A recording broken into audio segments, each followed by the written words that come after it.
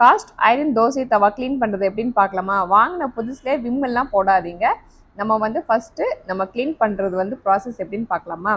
1 table spoon salt, 1/2 table spoon turmeric powder, 1 table spoon mustard oil. இது மூணுமே நம்ம ஊற்றிட்டு நல்லா ஸ்க்ரப் பண்ணணுங்க. நல்லா தேய்ச்சி விடணும். நம்ம தேய்ச்சி விடும்போது கையில் பார்த்தீங்கன்னாவே அந்த பிளாக்னஸ்லாம் உங்களுக்கு தெரியும் பாருங்கள். அதில் உள்ளது எல்லாமே ரிமூவ் ஆகிடும்.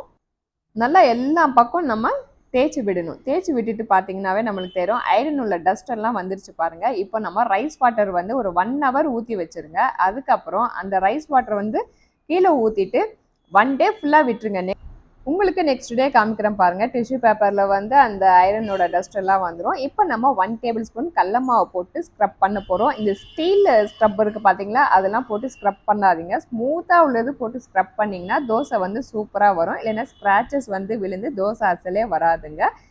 இந்த மாதிரி புது புது டிப்ஸ் இன்னும் நிறைய வேணுமா? நம்ம சேனலை சப்ஸ்கிரைப் பண்ணிக்கோங்க, பெல் ஐக்கானை கிளிக் பண்ணிக்கோங்க. அப்பந்தான் என்னோட நோட்டிஃபிகேஷன் உங்களுக்கு வந்துகிட்டே இருக்கும். இப்போ பார்த்தீங்கன்னா தோசைக்கல் வந்து சூப்பராக ரெடி ஆயிடுச்சு. நெக்ஸ்ட் வீடியோ வந்து மறக்காம பாருங்க. இந்த புது தோசைக்கல்ல தோசை சுட்டா எப்படி வரும்ன்றது நெக்ஸ்ட் வீடியோல பார்க்கலாம். Bye friends.